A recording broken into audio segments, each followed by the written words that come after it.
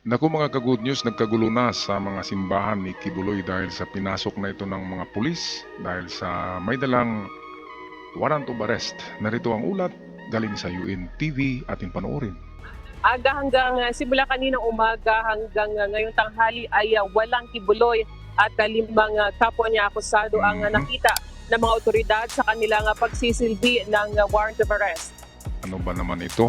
Alam nilang wala diyan si Kibuloy. Ito ay ano lang naman ito, trabaho ng PNP. Alam kasi nila na yan ang kingdom ni Kibuloy kaya diyan i-address yung warrant of arrest.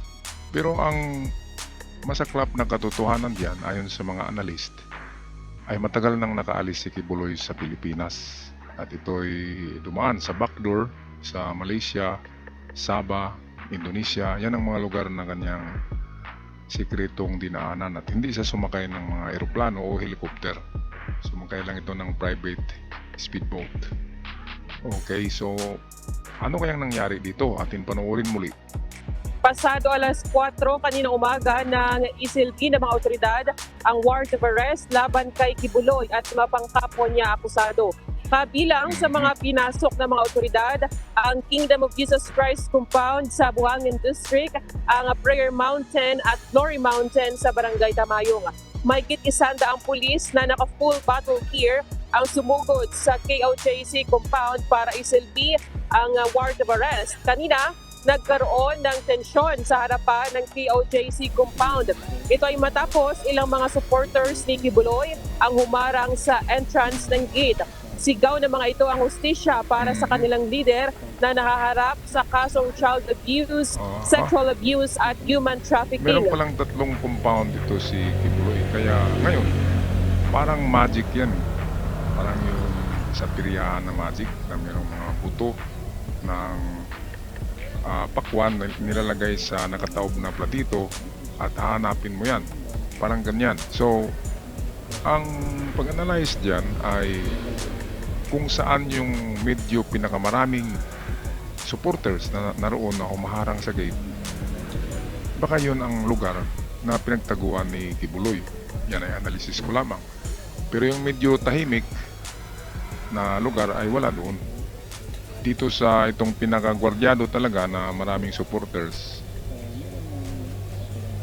dyan na nagkagulo, baka dyan na lugar ay baka nandyan leader na si Pastor. Hindi naging madali sa PNP, CIDG at sa SAF ang pagpasok sa compound dahil sa libo-libong mga taga-suporta na humarang. Hindi na rin pinayagang makapasok sa loob ang mga media. Liban dito, mayroon ding 3 chopper na nagsuservice sa taas para makita ang nangyayari sa loob ng compound. Pinasok rin ng mga pulis ang pag-aari sa ni Kibuloy sa Barangay Tamayong pero hanggang ngayon ay walang Kibuloy at 5 pang kapwa niya akusado na nakita. Ilang mga supporters rin ang tinalian ng cable tie matapos mag-resist sa mga pulis.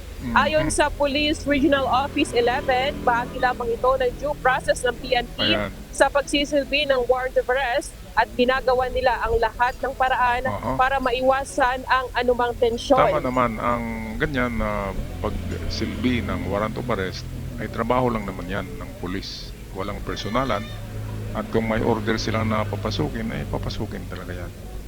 Ngayon, sabi ko na nga ay parang magic sa piryahan. Saan nga ba sa tatlong yan na compound? Okay, so kailangan lang dyan ng matinding intelligence. Anong gamit ng intelligence ng ating pulisya kung hindi nila matiktikan yan? At lalo na merong merong presyo sa ulo niyan. So meron talagang membro ng KOJC na magsusumbong kasi merong merong pabuya sa mga sumbong kung saan nakatago si Pastor Kibols. Okay, so intelligence lang yan. At lulutang na yan kasi million yung award reward, that reward ay milyones. So marami talagang magsumbong yan. Ngayon, kung talagang walang magsusumbong, wala tayong magawa. Lahat ay loyal. Okay, so ayon sa mga analyst, ay matagal na nga nag-aalis ito Kaya parang ano na lang ito, parang drama na lang na kunwari susugurin, arestuhin. Pero sinong arestuhin mo diyan, eh wala na. Si Kibuloy ngayon, naka-ano lang yan eh, nanonood lang sa nangyayari. At sabi niya, maghabol kayo sa Tambol Mayor. Yan ang sabi niya sa isip niya. Yang tagal-tagal niya nang nakalabas niyan. Okay, tapusin natin ang video kung ano ang ganap sa lugar na ito.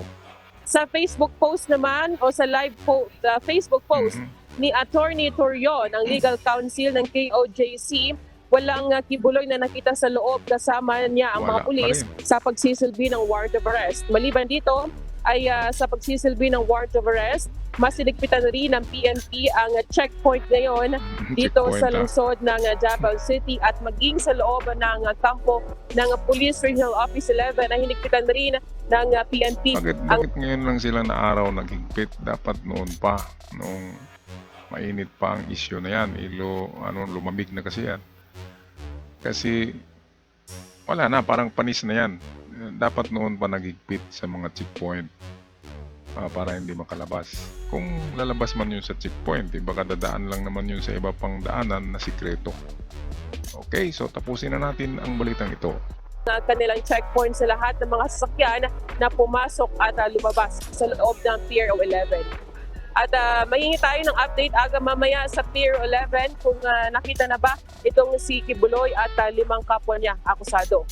Yan muna ating balita mula rito sa Davao City. Balik sa iyo, Aga. Alright, salamat sa inyong balita sa araw na ito, UNTV. At ako'y magpaalam na. God bless Philippines.